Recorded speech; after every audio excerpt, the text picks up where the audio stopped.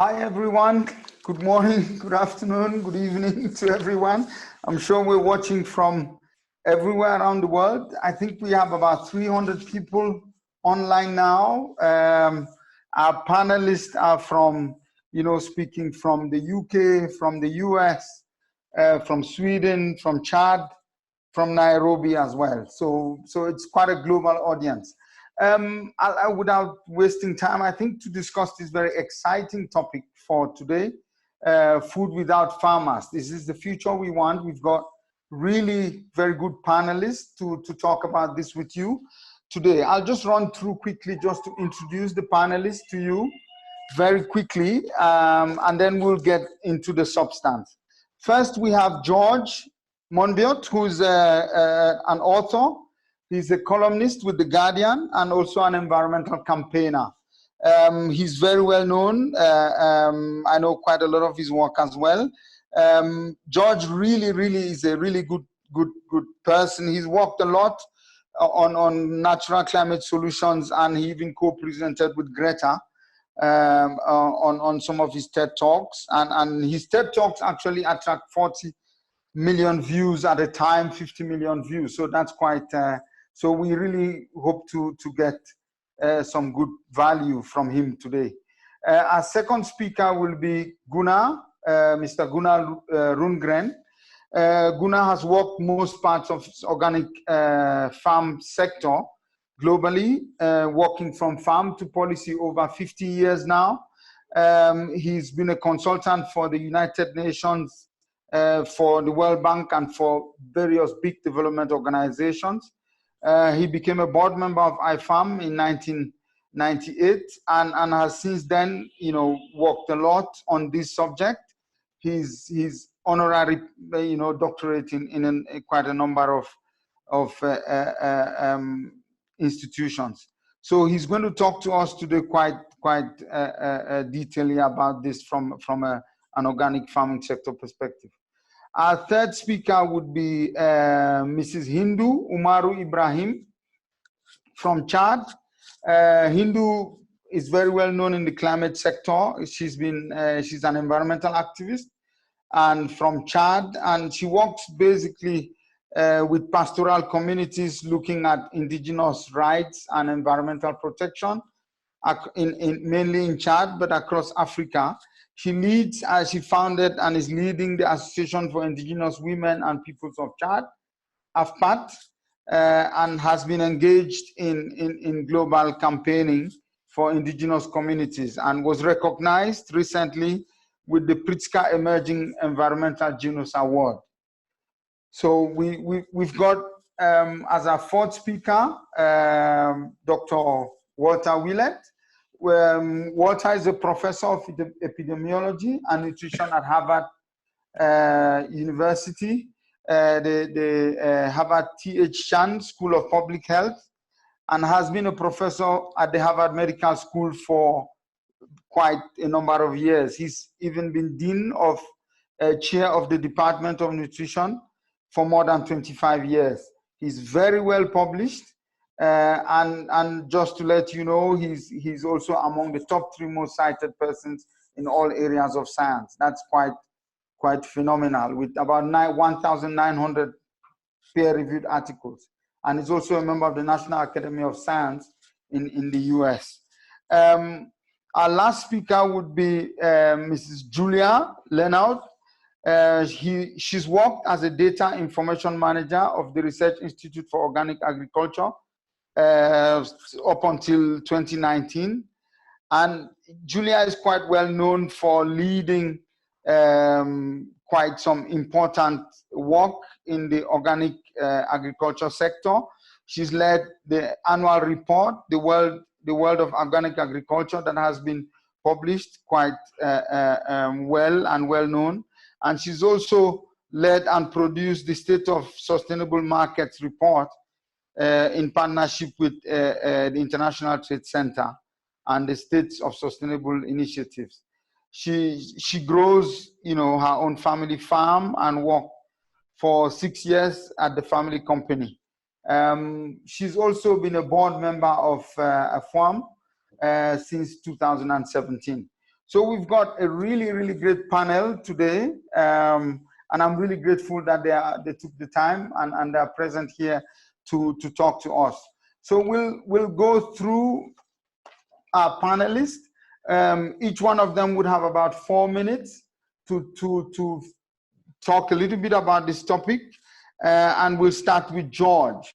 So George, with your tremendous experience and your passion for this whole subject of growing, food in the lab, I'd like to know from you, what is lab-grown food? And the audience might want to look at how does such a vision contribute to low-carbon economy and help us stay within planetary boundaries, and who owns the technology at the moment? Thank you very much, Peter, and thank you everyone for listening.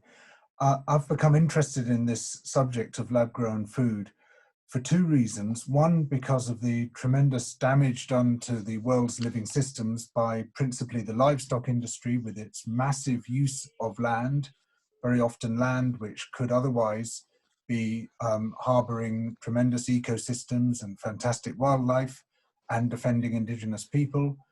And secondly, because an increasing number of scientific papers now are suggesting that somewhere between 2 and 3.5 degrees of global heating, basically we lose the ability to feed ourselves. Farming collapses in several parts of the world. We could be faced with global systemic harvest failure, a synchronous harvest failure in several of the world's major breadbasket regions, some of which could start shifting towards dust bowls. And we are in very, very serious trouble indeed, unimaginably serious trouble if that happens. I mean, we've been seeing people recently fighting over toilet paper in the supermarkets. I hope we never have to see people fighting over food, but unless there's a really dramatic shift and we see fossil fuels left in the ground, then that's a very real prospect. And very few people are really getting to grips with that. So rather reluctantly, for those two reasons, I've begun to take an interest in lab-grown food, particularly in microbial protein, where protein can be produced very quickly and efficiently from soil bacteria with minimal inputs. And that protein can then be used potentially as building blocks for all sorts of other foods. It could be a feedstock for cultured meat and milk, for example, for cultured fish, taking massive pressure, potentially, off fisheries. It could be an ingredient in all sorts of other foods.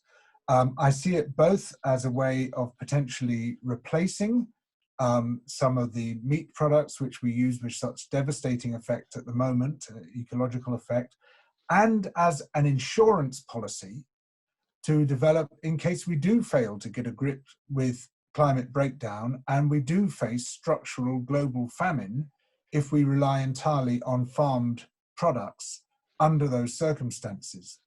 There are big problems with it, and I think the biggest problem is intellectual property, which could potentially allow a few corporations to really corner the market in what might turn out to be an absolutely crucial foodstuff. And we should all be getting in at the beginning now, working very hard to ensure that doesn't happen, and to ensure that if these things are developed, which I believe they should be, it should be done on the basis of open source platforms, open source material, open source techniques and technologies. Because what we do not want to see is this becoming a new frontier for corporate concentration and control of the food chain. Okay, thanks a lot for your very, very brief and insightful talk. I really enjoyed it. I think there was quite some salient points in there for us to take forward in the discussion that comes after this. Gunnar, I'm sure you're ready to talk to us. Is there a way in which farmers can adjust and adapt to climate change, or will they really face this future?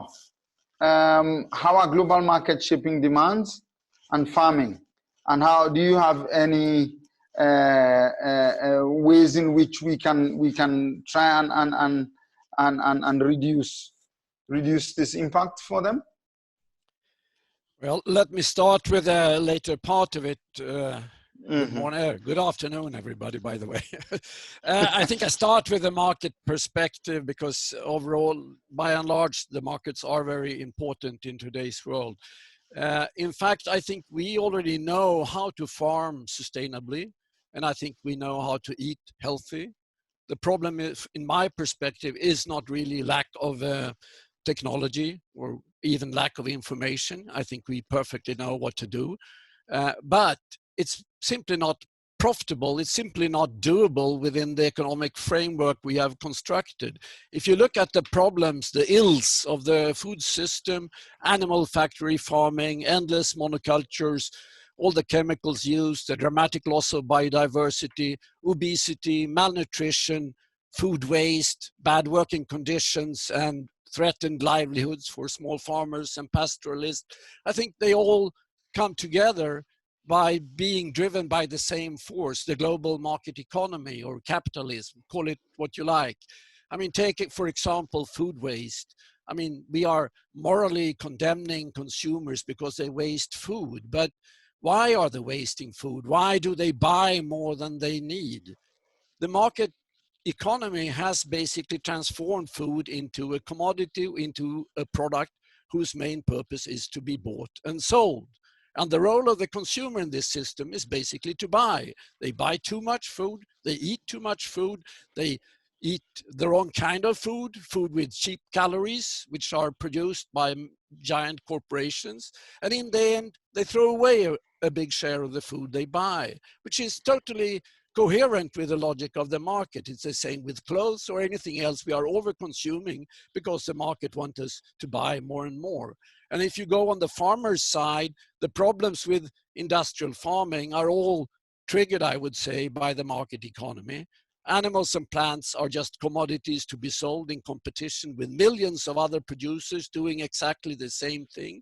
The economies of scale drive farmers into linear industrial production systems, building on buying mostly inputs instead of relying on the local ecosystems.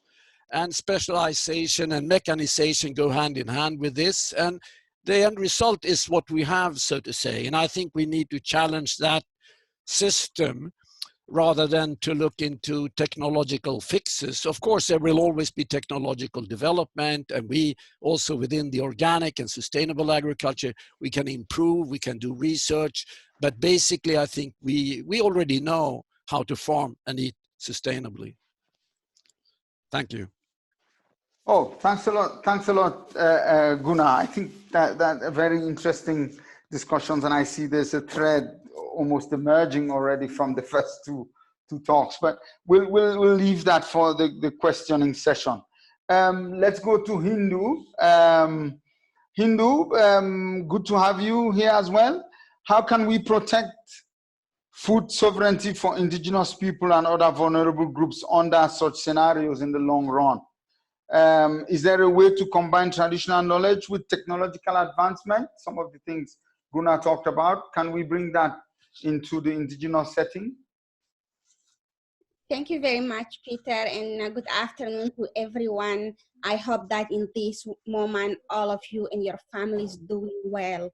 And it's so hard, and we are seeing how food is very important, particularly in this time.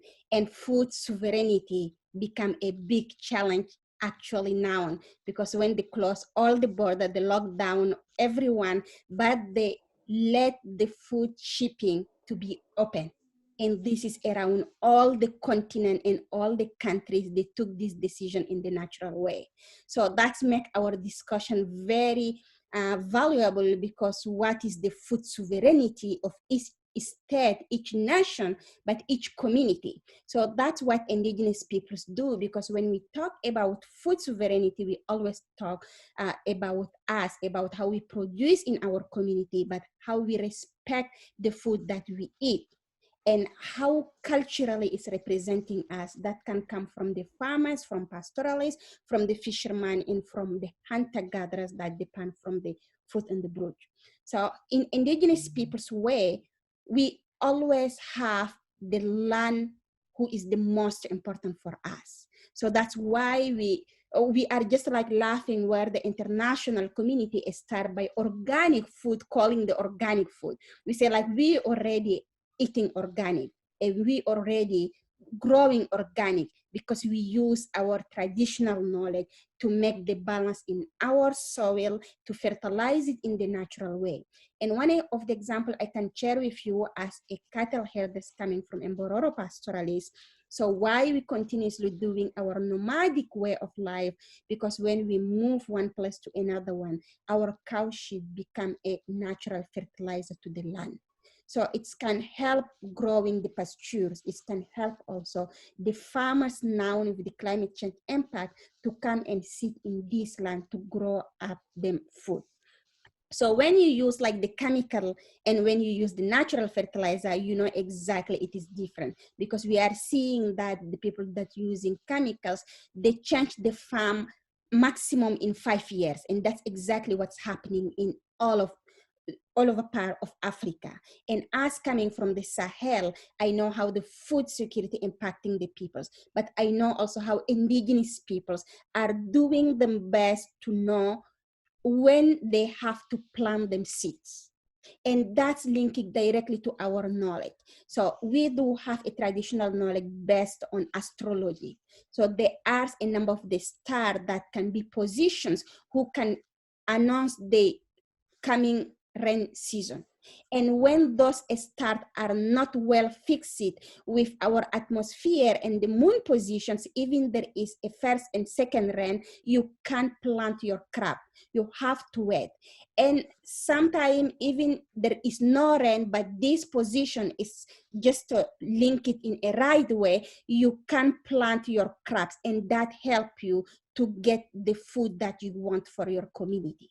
But of course, climate change impacting a lot what is happening. It's changing a lot our way of production and of consumptions. But the most important is how we can use the knowledge of indigenous people who are very valuable with the technology that exists. And then I leave you with the second example that we do. So we do work with meteorological organization in indigenous communities. So we try to combine the two knowledge to give the better information on the weather forecast for indigenous communities. And that help not just for like 1 month, but it can give the information for 3 to 12 months to the farmers to say, okay, now you can harvest, now you can plant. So if we all come back to the food sovereignty of indigenous peoples, to the knowledge that we do have in our hand, we can produce better food and we can eat better food. And I think someone said very well, food waste, it's one thing, but we do not see the food waste in developing countries. Why? Because we do respect the food. When we start eating, we know that the food we have to give first to the children's, and then to old peoples, and then the rest of the family can come and eat. When there is rest, we use this rest to eat it again. If we do not, we cannot eat it. So there are our cows who can eat them. There are the sheep who can eat them. There are the chicken who can eat them. We never throw the food in the garbage because just so we do have enough or we don't want to eat it. So if we do not respect the food culturally, spiritually, we cannot have the enough food for ourselves. And that needs to be a big transformation and transition from the lack of the food to the food sufficiency, to the food sovereignty, and to the Okay. Thanks a lot, Hindou. Very interesting insights there. And we'll come back to those with the questioning. Thanks a lot. Thanks. Let's go to Walter. Walter, thanks for being here, and I'm sure we will benefit from your talk at the moment. Well, I think what the audience might like to hear from you would be, how do you see a healthy and sustainable diet in 20 years' time? How do you see lab-grown food coming in, and how does farm-free, food production benefit the world, the public, or do you see it like just a situation where multinationals will completely benefit? What is your take on that? Sure. Well, thank you, Peter, and thank everyone for getting us together. This is really an amazing group of people with incredible experience and perspectives and we need all of that because the future is so challenging. I think looking ahead 20 years, actually that's coming pretty quickly, I don't think the basic picture of a healthy and sustainable diet is going to change radically during that time for most people.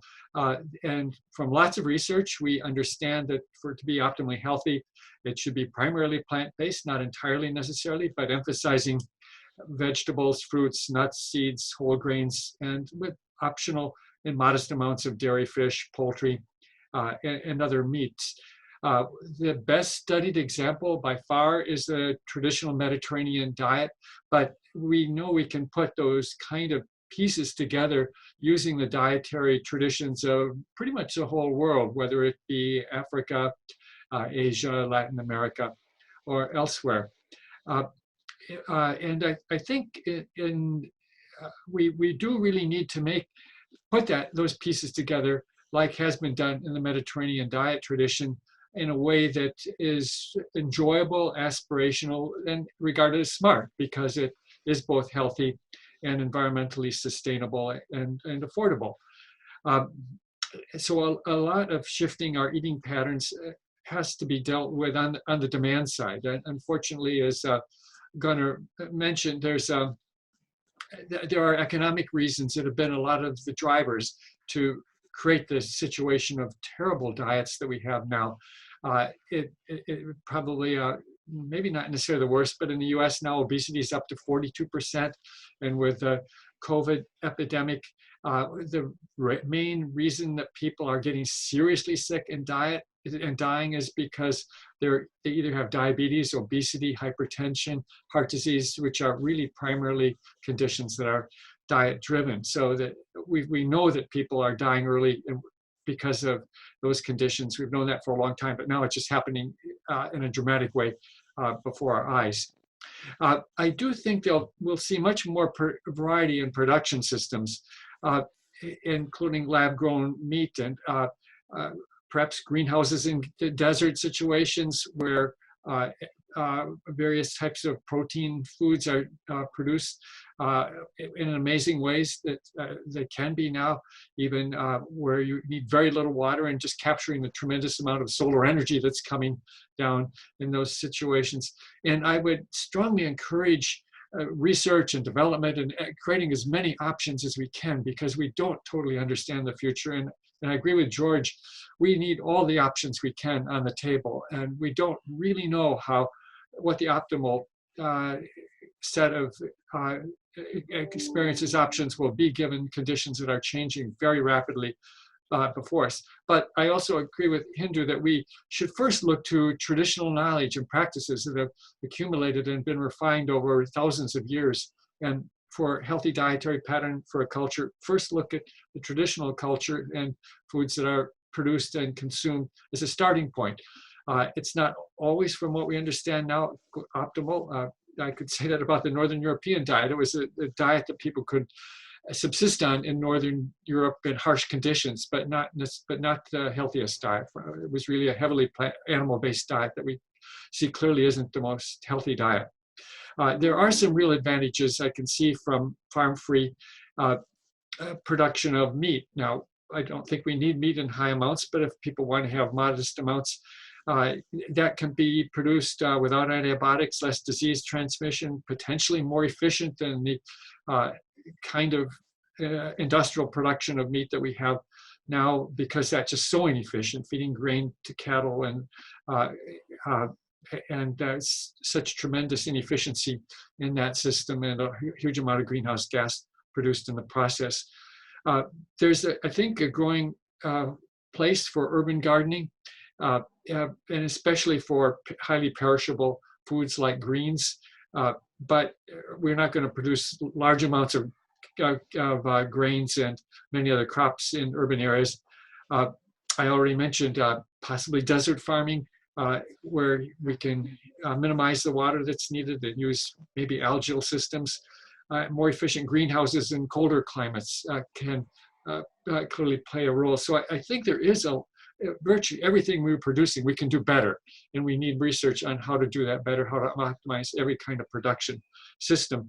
But I quite agree that the way we're doing things now is to a large extent driven by economic conditions. And the reason we have these vast monocultures in the whole Midwest, our family farm in Michigan, is basically vast monoculture corn. And that's what a farmer can survive doing now, given the economic opportunities and pricing system.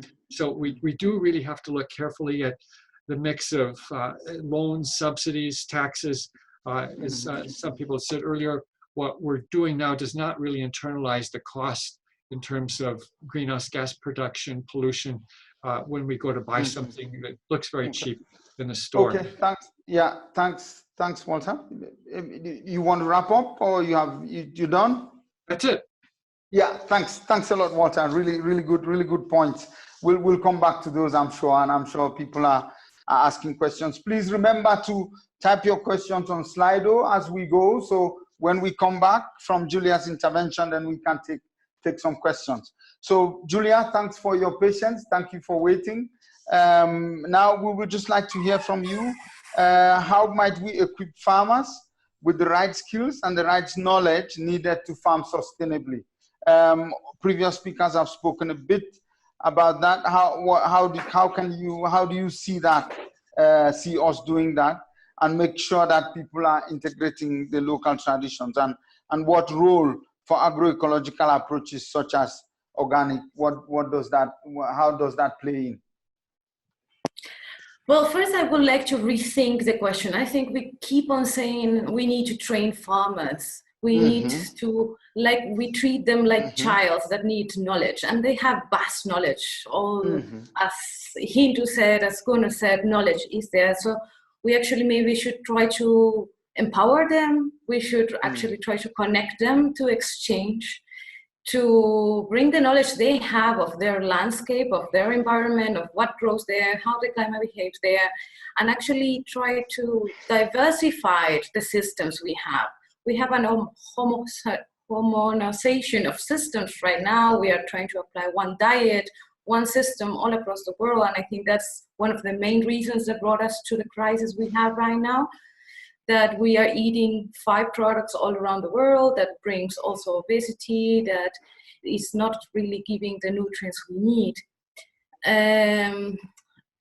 Today I was in the early sessions, and as Hindou said, now with this pandemic, we see all the roles, the key players, what we need. And for example, here in Argentina, every day at 9, the whole country in the evening goes out to their balconies and claps doctors, policemen, etc., that help to run the country in the lockdown. But we forget to clap the farmers. The farmers are bringing our food. It's not only coming from a shelf, it's not coming really from a dispenser. There's farmers with knowledge, with work, and we should remember to clap for them as well. So for me, I can't conceive a future without farmers. I conceive rather a future where we are all farmers, where urban farming comes more into play, where farmers are more empowered and recognized and not are seen as a shameful thing to do, where young people go more into farmers, where Aboriginals' knowledge is taken into account and really recognized as actual knowledge and technologies and ways to perceive and really understand the landscapes. Of course, as Gunnar said, technology, the world moves. We should adopt certain technologies. We need to improve certain methodologies because we learn. With time, we learn, and we learn that maybe something we have been doing was not perfect. And there we need to support farmers, definitely, because we have researchers focusing on certain issues and they develop knowledge, and we need that connection. But that's why I would rephrase the question rather than how we give them tools, how we support them, how actually we work all together in supporting each other and really engaging each other. And recognizing the knowledge they already have and start to listen a bit more to them rather than to the big corporations that are running the agro-industrial system we have right now. Oh, great, Julia. I like that. I am very, very, very, very happy with the rephrasing of the question. I think that's absolutely the right perspective. I think we will now, thank you so much, all of the panelists, for very brief but also exciting interventions. Let's see what people are saying. Let's hear what people are asking us at the moment. Niam, any specific questions? Hi, Peter. I would say that we take it from the top. We have a question there from the Netherlands. And I would ask any of the panelists who feel in a position to respond to please do so. Thank you. Well, I'm happy to say something. Yes, please. Yeah, go ahead. From Pim van der Horst. Yeah, well, I looked quite a lot on the lab foods and indoor farming, and as a matter of fact, there is a very delicate connection between energy, land, and water, which people often lose. They're all interrelated, and in indoor farming, for instance, you actually replace land and water with energy, but you don't save land and you don't save energy. You just use energy, land and water which is somewhere else. As a matter of fact, the energy requirement for indoor farming is just horrendous. 1.5 square meters of indoor farming with the artificial light would, per capita in the world, will consume all the electricity we produce in the world currently. It's just utopian and with no sense of meaning to promote that as something relevant in a food supply connection. It can be fun, it can be nice for a shop to have an indoor farm, like they have an indoor bakery or something like that, but it's just a techno gimmick. And I would say that the other lab foods I've looked into are in a similar way. They are wasting enormous quantities of energy, and then they say they save land. But they don't save land because energy need a lot of land, whether it's for solar panels, wind parks, or mines for nuclear power, not to speak about hydro dams where I live. The area of hydro dams are double the arable land in my country. Only the area of the hydro dams. So we are. Gunnar, we are you using, wrap up the response so we can give a chance for the other questions. Yes. So I see these high-tech solutions are not very meaningful, but would like to link in with Hindou and Julia that we really need to re-embed food in the local context and local conditions and local ecosystems, and thereby we create also meaning with the food.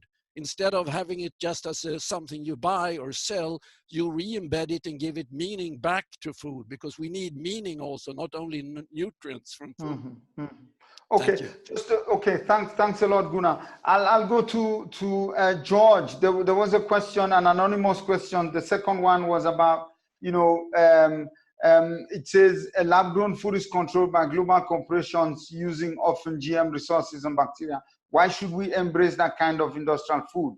If George can provide a response to that, and then I'll ask maybe Julia to think a little bit about why is the use of GMO banned from organic agriculture, and to take that question soon after that. And then maybe if we can come back to the set of questions again. George, can you react briefly to that question? Thank you very much, Peter. Yes, well, there's all sorts of problems involved in it. And by far the biggest problem is this problem of corporate control and intellectual property. And that, I mean, my feeling is, we don't throw out the technology because of the way it's currently controlled. We have to push for open source technology and take it out of the hands of the corporations. Now, I'd say that what Gunnar said was absolutely correct when it comes to vertical farming of horticulture, for example, but I think he's mixing that up with microbial protein production, which is an entirely different matter, and whose energy and water use can be far, far smaller than those of conventional agriculture producing comparable products. He's absolutely right that if you're trying to use vertical farming to produce vegetables, you're going to use a lot of lighting, you're going to use a lot of heating, there's going to be an awful lot of embodied energy there, but it can be a very different matter indeed when it comes to microbial protein production. These are different technologies. We should assess them differently, and we should not mix up the technology with its misuse, its potential misuse by corporations. If this is a useful technology for humanity, we should make it work for humanity. And that means we should pursue open source, people-owned technologies rather than corporate-owned technologies. Okay, thanks a lot, George. Thanks. Julia, can you take that? And then maybe Walter, you can, if you have some thoughts relating to that, and also the other question linking global systems to local systems, that would be helpful. So after Julia, then you can come through. Julia, sorry. Yeah. Thank you. And actually, I wanted to build on George. I think the basis of GMO, of genetically modified organisms, is that humans, we jump on new technologies and we get so excited, and then we spread it all around the world without really knowing long-term effects. We don't know how that means to the soils, what it means to our health, to biodiversity, etc. In organic, is clearly we don't accept GMOs. GMOs, well, they have currently the most used. That, for example, in Argentina, we are one of the biggest GMO consumer countries with soy, BT soy, that has already pesticide inside the sea. So that's a no-go for us. But we also are seeing that it's not delivering on what it promised. The soils are getting more erosion, the productivity gets lower, so you need more input. It's not actually feeding people, it's feeding maybe livestock or going to biofuel. So when we think about technologies, I think we should embrace technologies, but we need to think on the long-term effect. We need to try them, we need to test them, not to be so enthusiastic and go and spread it all around, because they have impacts. And we are seeing it with GMOs, they haven't delivered. We still have hunger, and it's not a matter of production, it's a matter of distribution. It's a matter of priorities. So it's not that we are against technology, we are against modifying genetically the organisms. We're doing it by breeding, that is a completely different technique than in a lab. And also, well, we have the issue of ownership and patents and the fights of seed sovereignty, that farmers can save their own seeds. Well, there are bigger issues why in organic we don't accept it. Okay, great, thanks. Walter, any thoughts about those two questions?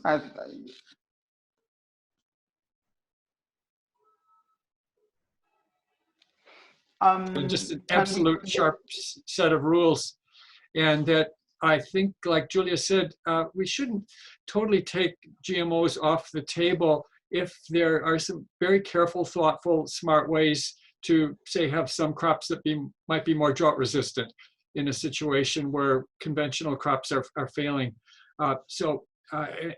George is right, they have to be more open access. Unfortunately, the GMO technology has been more used for profit rather than for helping people have sustainable, healthy diets up to this point in time. But it doesn't mean that they can't be useful, very carefully thought out in some situations. And it is important to keep in mind that it's just a technology and a way of moving faster compared to conventional breeding, where we've changed the nature of crops, sometimes by conventional means, sometimes in bad ways as well, where we just bred for yield rather than nutrition. Thanks. Valid points there. Hindou, can you just talk a little bit, because in your presentation you talked about where people were using chemicals and more modern ways of farming, and then they have to sort of change and move to another place because the soil is destroyed, and then, so how do you see that integration between the global and the local food systems? Yeah, I think, as Julia said, it is a matter of priorities. So if you do your own priority, you can develop your economy in a different way. So it's not just like to choose a big farm is better and then you can put chemicals and you can fertilize the land forever. That cannot work like that. It is how they can respect and recognize the smallholder farmers. Because those smallholder farmers are the ones who are feeding the world for a century with a diversity of the food. And we know from the example of indigenous peoples in Peru, from the different kind of corn that they have, more than 800 corn that they do have. It is the same in each indigenous communities. And now just when we move to the chemical, we try to select the seed and we say this seed is much resistant and it's become a globalization for all. At the end of the day, with all the climate impact, the biodiversity loss, the soil change, we cannot get this in a right way. So we need just to reconvert and respect the stockholder farmers, to encourage the young generations. When you value the farmers and you value the food system, so the young generation cannot move from what they do, they can go back and do the farms in a very right way. And when you do not grab the land from the smallholder farmers to do a big farms by using a lot of energy and a lot of water that you cannot control, so you cannot work it well. So that is the most important part that we have to do to preserve the soil and have a sustainable agriculture. Thank you. Thank you. Really, really great thoughts there. Niam, can we go back to Slido, please? So we can see if there are some more interesting questions that we can take. How can we make sure that lab-grown food is sufficiently nutritious? Always doubt whether we plant what they need to become nutritious. So there is so much still to discover about this. I think maybe how is organic farming facing serious worker shortage? I think we can take the question on making lab-grown food sufficiently nutritious and whether we know enough about that, and how can we call a factory factory vertical farm hydroponics still a farm, you know. I think those two relating to technologies more, and then one said more about worker shortages and things like that. So I don't know if anyone wants to respond to some of those. Peter, I could pick up the yes, please, George. Yeah, George. Yeah. So the answer is that actually we don't know much about the nutrition issues at the moment, not as much as we ought to know. There's still a lot of work needs to be done. We need to find out why it is that processed foods are often so harmful to human health, and whether we can avoid those harms if we are to produce lab-grown foods, which of course will require a degree of processing, and indeed are themselves the products of processing. There's still a lot of questions here. I think I want to bring it back really to the original point I was making, that one of the main reasons for looking into this is I think we urgently need an insurance policy. And it might not be a perfect insurance policy, and it might not be a perfect substitute for what we've got, but I feel there's a danger that this discussion is sort of drifting into a state saying, well, this is the ideal we want, this is how we want it, and we can move things in this direction. You say, well, if we get 2 or 3 degrees of global heating, which we're highly likely to get unless we see a very major change, those dreams just go. They just burst like a bubble because huge areas of the world become unfarmable by whatever means. And you can come up with fantastic ideas for farming, but they're not going to work if it's too hot to be outside, if the thermal tolerances of the plants are exceeded, if the livestock die as a result of heat stress. There's a whole load of reasons why it just becomes impossible to farm beyond a certain degree of heat. And so we desperately need to be putting big resources into investigating questions like this. What is the nutritional implication of lab-grown food?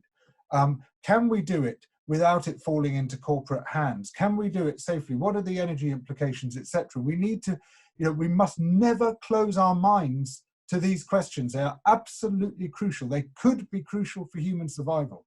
And please, let's be as open as we can, and let's see some serious research money going into these crucial questions. Walter, how much do you think is going into understanding all of these issues at the moment? Well, I quite agree with George that not much is going into understanding all of these issues, and we really should be investing broadly in agriculture, including some of these sort of more novel directions as well. And people have pointed out that in some places insects might be a way to much more efficiently produce food than, certainly vastly more efficient than feeding grain to cattle. So I think we do need to look carefully at the nutritional aspects, and that's both, we can do nutritional analyses pretty quickly and simply and get some rough first approximations about the nutritional value, but we also need long-term studies as well, because we don't totally understand all of the implications for cancer and heart disease just by doing short-term studies. So this isn't, I quite agree, we really have to broaden our thinking and look at many alternatives because we are coming to some extreme stresses. And part of it is we're adding 250 or 2.5 billion people that we want to feed, and we're not feeding the people that we have now anywhere close to healthy and sustainable diets. So, and also again, there's no one solution for every context around the world. The contexts are extremely different, and we need a good long menu of different options, I think, for different regions to find what works best for them. Gunnar, I mean, you're wanting to comment, I can see. Can you also just refer to, there's a question from someone from Romania asking if what do you think would be most impactful in terms of challenging the current system?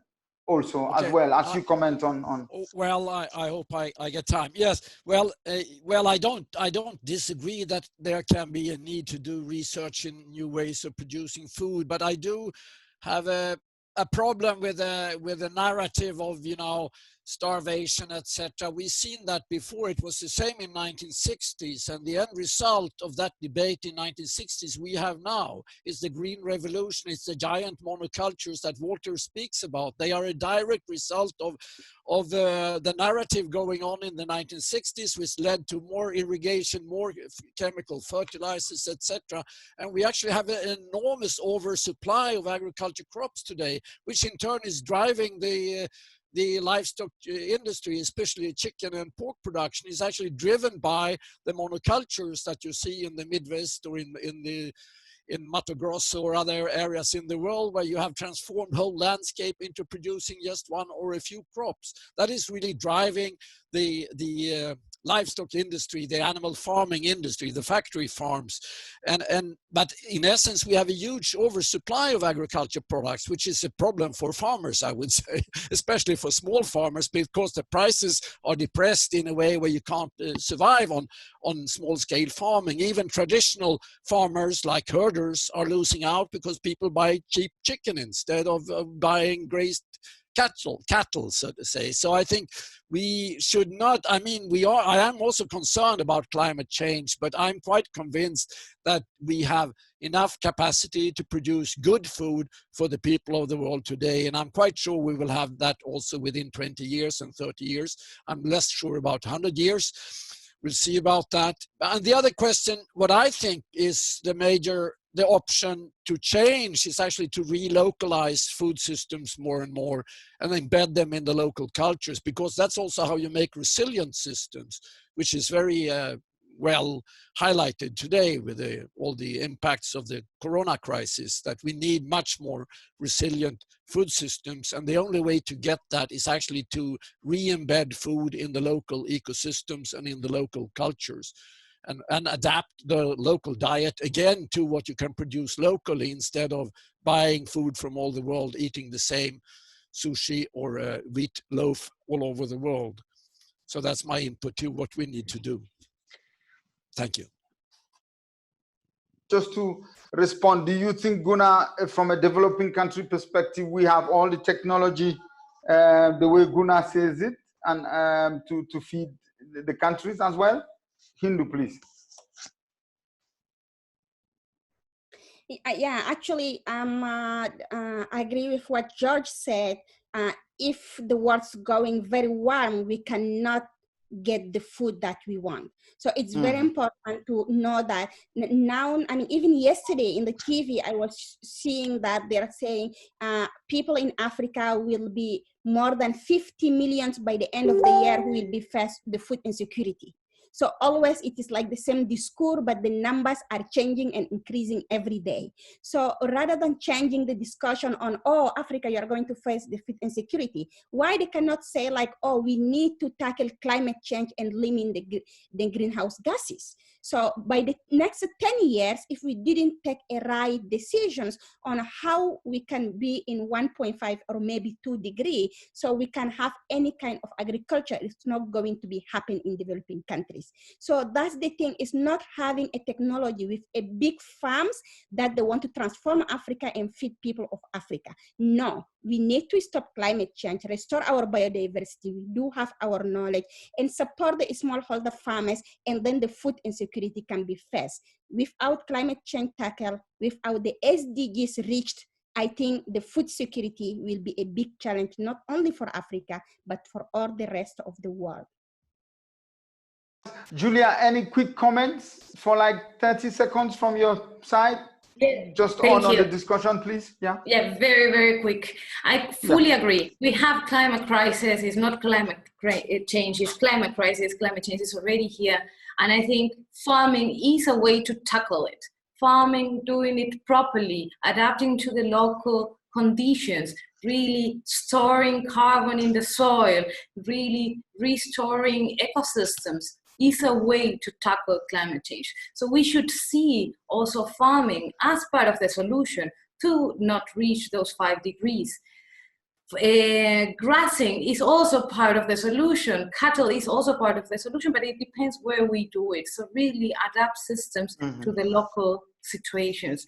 So I understand the apocalyptic view of short. I share it. I'm also afraid, and I also agree we need to explore and have plan B, C, and D, but we should act now. And act now means invest in small farmers, invest in organic agriculture, invest in regenerative agriculture, invest in biodiversity protection, invest now. I think protect our indigenous community, our small farmers, I think now.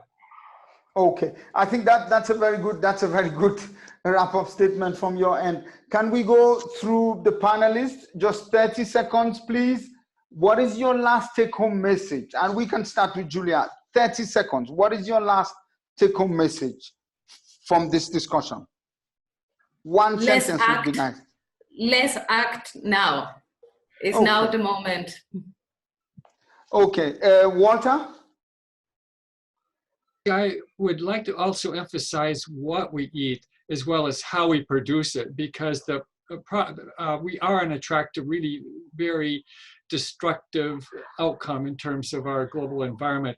And part of the problem is the huge consumption of red meat in US, and increasing now up, but China's up equal to the US, and the rest of the world is going down that same track too. And just multiplying the adverse consequences that we're seeing. So part of the important point is to shift more, or in many cases, just maintain diets that are healthy and sustainable, rather than pursuing the track that we're on in terms of what we eat, as well as how we produce it. Thanks a lot. Thanks a lot. Hindou, any last word here? It is our choice all to respect the knowledge of indigenous peoples, the land, the farmers recognize, and we do have all the tools. So let us act together and act now. Okay, thanks a lot. Thanks a lot. Gunnar? Gunnar, can you unmute? Yes. Well, I like to promote the idea of a landscape model for food instead of a plate model or pyramid or whatever models you have. We should reconnect food and people with the landscape where they live. So a landscape model of food which builds on what is there around us should be a desirable outcome, I would say, on how you can link food and farming, which also have a lot of social perspectives. Thank you. Oh, okay, thanks, interesting.